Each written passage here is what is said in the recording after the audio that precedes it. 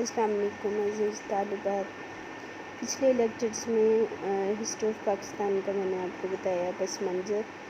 اور بر صغیر میں اسلام کیسے پھیلا، صحابہ کرام نے اس حوالے سے کیا خدمات سر انجام دی، ان ساری چیزوں کو ہم ڈسکس کر چکے ہیں۔ اس سے پہلے والے چیپٹر میں ہم مسلمانوں کی سیاسی جد و جہد کو بھی دیکھ چکے ہیں کہ انہوں نے کس طرح سے حصول پاکستان کے لیے کوششیں کی، قائد اعظم کا اس میں کیا کردار تھا اور قائد اعظم نے کون کون سی خدمات سر انجام دیں پاکستان کو قائم کرنے کے لیے۔ لاسٹ ویک میں ہم نے مسائل پاکستان کے حوالے سے چیپٹر شروع کیا تھا کہ پاکستان بننے کے بعد اس نوزائیدہ مملکت کو کون کون سے مسائل درپیش ہوئے، اس حوالے سے آپ کو انتظامی مسائل جو ہیں وہ میں نے پڑھائے تھے۔ آج ہم نے اس کے سیاسی مسائل پہ ان کو ڈسکس کرنا ہے ڈیٹیل میں، اور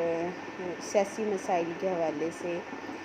آپ کو اہل برطانیہ جو ہیں، انگریز جو ہیں، ان کا طرز عمل یا ان کی سوچ جو ہے اس کو اوور ویو کرنا پڑے گا پہلے کہ برطانیہ والے یا جو یہاں پہ انگریز حاکم رہے تھے وہ کیا سوچ رہے تھے اور ان کے کیا عزائم تھے، اور وہ کس بات پہ مجبور ہوئے کہ وہ پاکستان کو تقسیم کریں۔ اور پاکستان کو تقسیم کرنا ان کی مجبوری تو بن گئی، لیکن اس مجبوری کو انہوں نے کیسے نبھایا اور اس میں انہوں نے پاکستان کے لیے کون سے مسائل جو ہیں وہ پیدا کیے۔ تو حکومت پاکستان کے لیے اس ٹائم میں جو سب سے بڑا مسئلہ تھا وہ برطانوی حکومت کے طرز عمل کا ہی مسئلہ تھا، کیونکہ اس ٹائم برطانیہ میں لیبر پارٹی برسر اقتدار آ چکی تھی، اور لیبر پارٹی جو ہے اس کے منشور میں یہ شامل تھا کہ وہ اپنی نوآبادیات میں یہ جو ملک تھا بر صغیر اس کو تقسیم نہیں کرنا چاہتی تھی، اور ان کا یہ کہنا تھا کہ یہ بر صغیر جو ہے جو کبھی کسی بھی حکومت کے تحت متحد نہیں ہوا، اس کو ہم نے متحد کیا ہے، یعنی پورے ہندوستان کو ہم ایک حکومت کے زیر سایہ لے کے آئے ہیں۔ حالانکہ یہ بات جو ہے یہ روز روشن کی طرح عیاں تھی کہ مسلمان اور ہندو اگرچہ بہت لمبا عرصہ تک اکٹھے رہے تھے، لیکن پھر بھی وہ کبھی بھی ایک قوم نہیں بن سکے تھے، ایک متحدہ ہندوستانی قوم انہیں نہیں کہا جا سکتا تھا، وہ ہندو اور مسلمان ہی رہے۔ ہندو جو ہیں وہ اپنے آپ کو برتر سمجھتے تھے اور مسلمانوں کو اچھوت قرار دیتے تھے، جبکہ مسلمان جو ہیں وہ ان کی مشرکانہ تہذیب کو اپنانے کے لیے تیار نہیں تھے۔ تو لارڈ ایٹیلے جو کہ وزیر اعظم تھا برطانیہ کا اور لیبر حکومت کے جو دوسرے ارکان تھے، وہ ان سارے حقائق کو سامنے رکھتے ہوئے بھی ملکی اتحاد کو قائم رکھنا چاہتے تھے اور تقسیم نہیں چاہتے تھے۔ لیکن اس ٹائم کے جو دنیا کے حالات تھے اور لبرلزم کی جو مختلف تحریکیں سامنے آ چکی تھیں، ان کی بنا پہ تقسیم ناگزیر نظر آنے لگی تھی، تقسیم کرنا ان کی مجبوری بن گیا تھا۔ تو انہوں نے اس مجبوری کو کیسے سر انجام دیا کہ انہوں نے مختلف رکاوٹیں کھڑی کرنا شروع کر دیں پاکستان کے راستے میں، جن کو عبور کرنا خاصا مشکل تھا۔ پاکستان میں جو جو علاقے شامل ہوئے، جو جو صوبے شامل ہوئے، ان کے لیے بھی یہ ایک بہت بڑی آزمائش تھی۔ بر صغیر کے مسلمان اگرچہ ایک علیحدہ وطن کا عزم کر چکے تھے کہ بھئی ہم نے اس کو حاصل کرنا ہے، تو اس لیے وہ ہر آزمائش پہ پورے اتر رہے تھے۔ برطانوی حکومت کا یہ جو طرز عمل تھا تقسیم نہ کرنے کی جو بات تھی، اس کا اندازہ اس بات سے لگایا جا سکتا ہے کہ لارڈ ایٹیلے نے کہا کہ قانون آزادی ہند کا مسودہ جو ہے جب اس نے پارلیمنٹ میں پیش کیا، اس نے کہا کہ ہندوستان کو حکومت خود اختیاری دینے کے راستے میں سب سے بڑی رکاوٹ یہ رہی ہے کہ وہاں پہ موجود مختلف اقوام کے درمیان، کمیونٹیز کے درمیان باہمی اعتماد اور برداشت کی کمی تھی۔ یہی وہ مسئلہ ہے جو ہمارے بورڈ آف ٹریڈ کے پریزیڈنٹ یعنی سر اسٹیفرڈ کرپس اور ارکان کابینہ کے سامنے پیش آیا۔ سر اسٹیفرڈ کرپس کے حوالے سے میں آپ سے پہلے بات کر چکی ہوں کہ کرپس مشن بھیجا گیا تھا اور انہیں ایک باقاعدہ منصوبہ دیا گیا تھا۔ تو موجودہ وائسرائے لارڈ ماؤنٹ بیٹن جب یہاں پہ آیا تھا تو اس کو بھی یہی مسئلہ درپیش تھا۔ تو ان سب کی خواہش اور کوشش یہ تھی کہ ہندوستان کا اتحاد قائم رکھا جائے، لیکن یہ ہے کہ تقسیم کا اقدام جو ہے وہ پھر بھی کرنا پڑا، اور اس نے یہ کہا کہ مجھے معلوم ہے کہ ہندوستان کے اقوام کے بہت سے افراد اب بھی شدت سے اس کی خواہش رکھتے ہیں، لیکن یہ بات قابل عمل نظر نہیں آتی ہے۔ ہمیں اور ہندوستانی سیاستدانوں کو واحد متبادل راستہ تقسیم قبول کرنا پڑا ہے، یعنی یہ ان کی مجبوری تھی۔ مجھے بہت زیادہ امید ہے کہ یہ علیحدگی دیرپا ثابت نہیں ہوگی، اور دونوں نوآبادیات جو ہم قائم کر رہے ہیں، یعنی وہ ابھی بھی ان کو نوآبادیات ہی سمجھ رہے تھے، وقت گزرنے کے ساتھ ساتھ دوبارہ اکٹھی ہو جائیں گی اور برطانوی دولت مشترکہ کا ایک عظیم رکن بن جائیں گی، یعنی ابھی بھی وہ مکمل تقسیم نہیں چاہ رہے تھے۔ دوسری طرف اگر ہم لارڈ ماؤنٹ بیٹن کو دیکھیں، لارڈ ماؤنٹ بیٹن کے حوالے سے میں نے آپ کو پہلے بتایا تھا کہ یہ برِ صغیر کا آخری وائسرائے تھا، یعنی اہل برطانیہ کا نمائندہ، جو آخری نمائندہ برِ صغیر پہ وائسرائے مقرر کیا گیا، وہ لارڈ ماؤنٹ بیٹن تھا۔ تو برطانوی حکومت کا یہ جو طرز عمل تھا، اس میں لارڈ ماؤنٹ بیٹن جو ہے اس کا بھی بہت بڑا رول تھا، کیونکہ وہ ان دونوں ممالک کا مشترکہ گورنر جنرل بننا چاہتا تھا۔ 1935 کے ایکٹ کی روح سے چونکہ فوراً سے نیا قانون بنانا یا نیا آئین بنانا پاسبل نہیں تھا دونوں ملکوں کے لیے، اس لیے 1935 کا ایکٹ جو ہے اس میں کچھ ضروری ترامیم کر کے اس کو نافذ کیا جا رہا تھا، اور 1935 کے ایکٹ کے حوالے سے یہ یاد رہے کہ اس میں سب سے زیادہ اختیارات کا مالک گورنر جنرل ہوا کرتا تھا۔ تو لارڈ ماؤنٹ بیٹن اسی بنا پہ چاہتا تھا کہ اس کو دونوں ممالک کا مشترکہ گورنر جنرل بنا لیا جائے۔ تو یہ بات جب اس نے قائد اعظم سے اور مسلم لیگ کے سرکردہ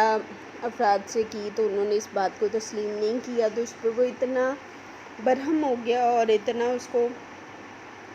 غصہ آیا اور وہ اتنا ناراض ہوا اس بات پہ کہ اس نے پاکستان کو نقصان پہنچانے کا کوئی موقع اس کے بعد ہاتھ سے جانے نہیں دیا۔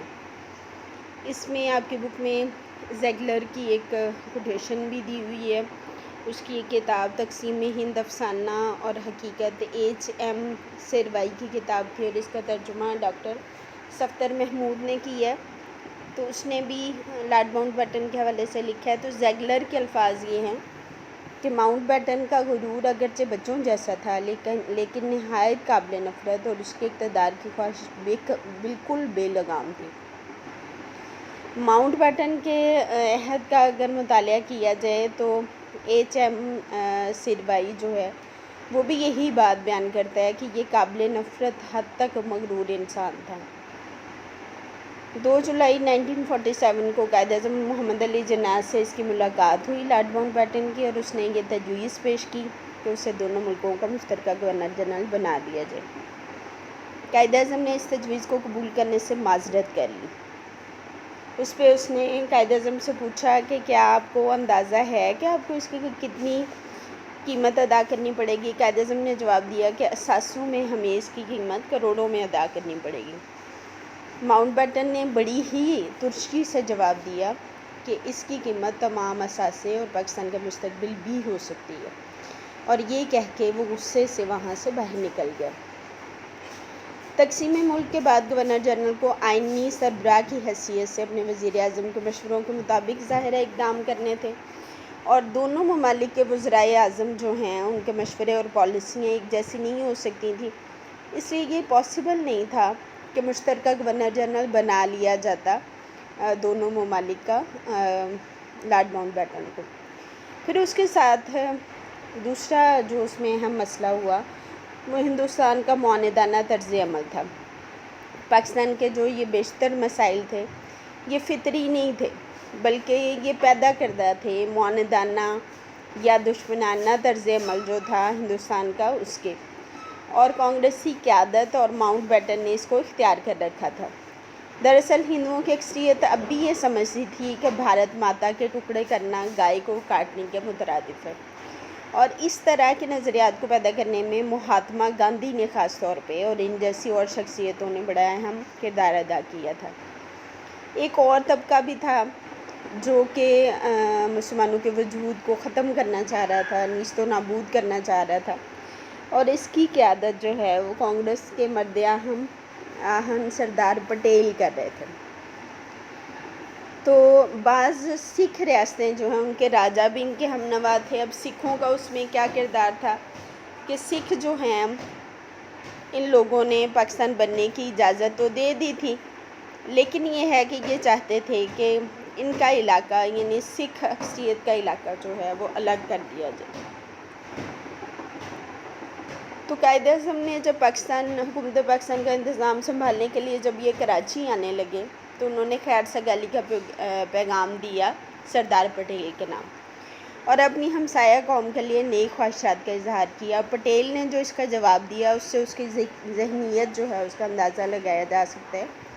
کہ ملک کے موجودہ حالات میں اس طرز کی تقسیم ہی بہترین ممکن حل تھا۔ تاہم میں یہ پختہ ایمان رکھتا ہوں کہ جو آج ہم سے الگ ہو گئے ہیں وہ جلد ہی خود فریبی سے نکل آئیں گے اور باقی ہند کے ساتھ دوبارہ اتحاد بالکل یقینی ہے۔ جس کو خداوند قدرت نے ایک بنایا ایسا ہو سکتا ہے کہ ہمیشہ کے لیے دو ٹکڑوں میں تقسیم رہے۔ اس تقریر کے بعد اس نے کہا کہ مجھے یہ یقین ہے کہ یہ تقسیم بالکل عارضی ہے اور میں نے اس کو اس لیے قبول کر لیا ہے کہ اس ٹائم اگرچہ یہ تقسیم لازمی ہے، لیکن یہ ہے کہ آہستہ آہستہ یہ لوگ خود سے دوبارہ یعنی ہندوستان کے ساتھ شامل ہو جائیں گے۔ تو اس کا نتیجہ یہ تھا کہ ہندو قیادت نے پنجاب اور بنگال کی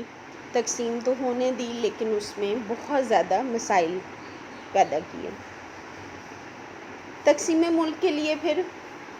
2 کمیشن مقرر کیے گئے تھے۔ ریڈ کلف ایوارڈ کا آپ نے ذکر سنا ہوگا، مطالعہ پاکستان میں آپ کو یقیناً پڑھایا گیا ہوگا۔ تو ان دونوں کمیشنز کا جو سربراہ تھا وہ ایک انگریز وکیل تھا، سر سیرل ریڈ کلف، اسی وجہ سے اس کو ریڈ کلف ایوارڈ کا نام دیا گیا۔ دونوں کمیشنوں میں پاکستان کے دو نمائندے شامل تھے، ہائی کورٹ کے جج بھی تھے۔ فریقین کے دلائل سن کے متنازع امور پہ وہ اپنا فیصلہ لکھتے اور ان سب فیصلوں کو سامنے رکھ کے ریڈ کلف نے آخری فیصلہ کرنا تھا، یعنی علاقے تقسیم کرنے تھے۔ تو آخری وقت تک یہ بات بھی یعنی آن دا ریکارڈ ہے کہ آخری وقت تک کمیشن کے فیصلے جو ہیں ان میں تبدیلیاں کی جاتی رہیں، اور انگریز اکابرین نے جان بوجھ کے پٹھان کوٹ اور گرداسپور کی تحصیلیں جو ہیں جو پاکستان کا حق بنتی تھیں بھارت کے حوالے کی، اور اسے کشمیر میں فوجیں داخل کرنے کا راستہ مہیا کیا۔ اس کے علاوہ مسلمانوں کی ضلع امرتسر کی تحصیل جو تھی امبالہ، ضلع ہوشیارپور کی تحصیل دسوہا، ہوشیارپور اور نکودر، اور تحصیل جلندھر سے بھی اس کو محروم کیا گیا۔ اس کے علاوہ ضلع لاہور کی تحصیل قصور اور لاہور کے بعض علاقے بھی آخری وقت میں پاکستان کے بجائے بھارت میں شامل کیے گئے، جس کی وجہ سے غیر فطری تقسیم ہوئی اور نہری پانی کا بعد میں بہت زیادہ مسئلہ پیدا ہوا۔ جو سب سے بڑا انتظامی اور سیاسی مسئلہ میرے خیال میں یعنی جو سب سے بڑا چیلنج تھا اس ٹائم قائد اعظم کے لیے بھی اور باقی سارے اکابرین اور باقی سارے جو ہمارے لیڈر تھے ان کے لیے، تو اس میں سب سے اہم مسئلہ جو ہے وہ مہاجرین کا سیلاب تھا کہ پاکستان کے وجود میں آنے کے بعد سب سے جو بڑا مسئلہ تھا وہ مہاجرین کا مسئلہ تھا، اور یہ مسئلہ جو ہے یہ سیاسی بھی تھا، انتظامی بھی تھا اور معاشی بھی تھا۔ تو تبادلہ آبادی کی کوئی اسکیم اور یعنی کوئی بھی اس کے لیے منصوبہ بندی نہیں کی گئی تھی، اور نہ ہی یہ توقع تھی کسی کو بھی کہ حالات اس نہج پہ پہنچ جائیں گے یا اس قسم کی صورتحال عملاً پیش آئے گی۔ لیکن سکھ لیڈر جو ہیں وہ بار بار اس بات کا مسلسل مطالبہ کر رہے تھے کہ پنجاب میں وسیع پیمانے پر تبادلہ آبادی کیا جائے تاکہ مشرقی پنجاب جو ہے وہ خالصتاً سکھ آبادی کے طور پہ یعنی اس کو یعنی سکھستان بنا دیا جائے، اور ساتھ میں انہیں یہ دھمکی بھی وہ لوگ دے رہے تھے کہ اگر ایسا نہ کیا گیا تو وسیع پیمانے پہ خون خرابہ ہوگا۔ تو لارڈ ماؤنٹ بیٹن کے علم میں بھی یہ ساری باتیں لائی گئیں، اور لارڈ ماؤنٹ بیٹن نے اس ٹائم یقین دلایا کہ اس مسئلے پہ میں کم از کم یقین دلا سکتا ہوں کہ میں اس بات کا پورا انتظام کروں گا کہ کوئی کشت و خون اور بلوا نہ ہو، اور اگر کوئی ایجیٹیشن ہوا بھی تو میں شورش کو سر اٹھانے سے پہلے کچل دینے کے لیے سخت ترین اقدامات کروں گا۔ لیکن اس کے باوجود یہ کہ وہ خون خرابہ جو ہے وہ ہو کے رہا، اور مسلمانوں کے محلوں پہ حملے کیے جانے لگے، ان کے گاؤں نذر آتش کیے گئے، اور ان کو بہت زیادہ مظالم کا سامنا کرنا پڑا۔ اور اس طرح سے وہ لوگ جو کہ ہندوستان میں رہنا چاہ رہے تھے وہ بھی پاکستان آنے کے لیے نکل پڑے، اور مہاجرین کا ایک سیلاب جو ہے وہ پاکستان کی طرف امٹ پڑا۔ 15 اگست کو جب بھارت کا یوم آزادی منانے کے لیے سکھوں کے ایک ہجوم نے امرتسر میں خاص طور پہ مسلمان عورتوں کو برہنہ کر کے گلی محلوں میں ان کا جلوس نکالا، اور وہاں جو واقعات ہوئے اور سر عام جو لوگوں کی یعنی خواتین کی عصمت لوٹی گئی اور بعض کو ٹکڑے ٹکڑے کیا گیا، زندہ جلایا گیا لوگوں کو، تو یہ ساری چیزیں جو تھیں، یہ ساری خبریں مختلف جگہوں پہ پہنچ رہی تھیں، اور یہ فسادات جو ہیں یہ مغربی پنجاب میں بھی ان کی خبریں پہنچیں، تو مغربی پنجاب کے لوگوں نے بھی انتقام پکارنا شروع کر دیا۔ تو لاکھوں کی تعداد میں جو لوگ جو مسلمان یہاں آ رہے تھے اور جو ہندو یعنی ہندوستان میں شفٹ ہو رہے تھے، یعنی میں یہ نہیں کہتی کہ صرف مسلمانوں کی منتقلی ایک مسئلہ تھا، یہاں سے جو ہندوستان جا رہے تھے ان کی منتقلی بھی اتنا ہی بڑا مسئلہ تھا۔ لیکن یہ ہے کہ دونوں سائڈوں کی یہ آبادی جو ہے ان کو بہت زیادہ مظالم کا سامنا کرنا پڑا، اور پھر جو مہاجرین کیمپ بنائے گئے کہ ظاہر ہے فوری طور پہ رہائش یا فوری طور پہ تو ان کا پہنچنا جو ہے وہ بھی ناممکن تھا، تو مختلف مہاجر کیمپ جو ہیں وہ بنائے گئے تھے مختلف جگہوں پہ، اور ان مہاجر کیمپوں کی یہ حالت تھی کہ وہاں پہ سایہ کہیں نہیں ملتا تھا، اور لوگ کھلے آسمان تلے رہنے پہ مجبور ہوتے تھے، پانی کہیں نہیں تھا، ادویات کا کوئی نظام نہیں تھا۔ پھر یہ کہ برسات کا موسم تھا، اور یہ لوگ جب کھلے آسمان کے نیچے یعنی کئی دن گزارتے رہے تو مختلف بیماریوں کا شکار ہونے لگے۔ جو عمارات تھیں جہاں پہ مہاجر کیمپس بنائے گئے تھے وہاں بھی کئی گنا زیادہ لوگ اپنی گنجائش سے زیادہ ٹھونسے گئے، تو وہاں پہ بھی وبائی امراض جو ہیں وہ پھوٹ پڑے۔ تو یہ ایک بہت مشکل صورتحال تھی کہ مہاجرین کو کیسے منتقل کیا جائے۔ تو پاکستان کی نئی حکومت کے اس حوالے سے بڑا معاشی دباؤ بھی پڑا، اور جذباتی طور پہ بھی لوگ یعنی جذبات بھی ان کے بہت مجروح ہو چکے تھے، وہ اپنے رشتے، اپنی بیٹیاں، اپنے والدین، اپنے بچے اپنے آنکھوں کے سامنے قتل کروا کے جب لوگ یہاں پہ یعنی آ رہے تھے، تو یہ ایک بہت بڑا یعنی چیلنج تھا پاکستان کے لوگوں کے لیے، پاکستان کی لیڈران کے لیے، کہ ان لوگوں کو کیسے جو ہے وہ سنبھالا جائے، اور انہیں کیسے رہائش دی جائے، اور ان کے جذباتی مسائل جو ہیں انہیں کیسے حل کیا جائے۔ تو یہ سارے مسائل جو ہیں ان کا جائزہ جب قائد اعظم لیتے تھے تو انہوں نے خود وہ یہ کہنے پہ مجبور ہو گئے کہ پاکستان کے پیدا ہوتے ہی ہندو اس کا گلا گھونٹنے کے درپے ہیں۔ پھر بین الاقوامی اداروں کی رکنیت کا مسئلہ تھا کہ رکنیت کے حقوق و فرائض جو ہیں وہ بھارت کے حصے میں آگے جو پہلے سے لی ہوئی تھی، اب پاکستان کو نئے سرے سے بین الاقوامی اداروں کی رکنیت بھی لینی تھی، مختلف علاقوں کے ساتھ سفارتی تعلقات بھی قائم کرنے تھے، اور اپنے سفارت خانے بھی الگ سے قائم کرنے تھے۔ پھر اس کے ساتھ ایک اور بہت بڑا مسئلہ جو ہے وہ پختونستان کا اٹھ کھڑا ہوا، کیونکہ بہت لمبا عرصہ تک بعد میں بھی پاکستان کو یہ مسئلہ درپیش رہا۔ یہ مسئلہ کیا تھا کہ خان عبدالغفار خان، جس کو سرحدی گاندھی بھی کہا جاتا ہے، اس نے اس ریفرینڈم کا بائیکاٹ کر دیا تھا جو پاکستان کے بارے میں سرحد میں کرایا گیا تھا۔ اس کا مطالبہ تھا کہ صوبہ سرحد کے عوام کو یہ حق دیا جائے کہ وہ آزاد ریاست بنانا چاہیں تو وہ اپنی ایک آزاد ریاست پختونستان بنا لیں، لیکن جب استصواب رائے ہوا تو اس میں یہ ثابت ہو گیا کہ سرحد کے عوام اس کے ساتھ نہیں ہیں، لیکن اس کے ساتھ پھر بھی اس نے اپنی کانگریسی سرگرمیاں جاری رکھیں۔ بعد میں 21 اگست 1947 کو قائد اعظم نے خان صاحب کی وزارت جو ہے برطرف کر دی، تو خان عبدالغفار خان نے ایک کنونشن منعقد کیا اور اس نے پھر سے پختونستان کا مطالبہ کر دیا۔ اس میں اس نے مختلف علاقے گنوائے کہ اس میں شمال مغربی سرحدی صوبہ کے 6 طے شدہ اضلاع اور ارد گرد کے پٹھان علاقے جو ہیں وہ شامل ہوں گے۔ تو یہ ایک بہت بڑا مسئلہ تھا، قائد اعظم اور پاکستانی حکومت کو اس سیاسی مسئلے سے بھی نپٹنا تھا۔ پھر مغربی قبائل جو تھے، یعنی شمال مغرب اور مغرب میں جو قبائلی علاقہ جات تھے، ان کے ساتھ بھی معاملات کو تشکیل دینا تھا، معاملات کو طے کرنا تھا،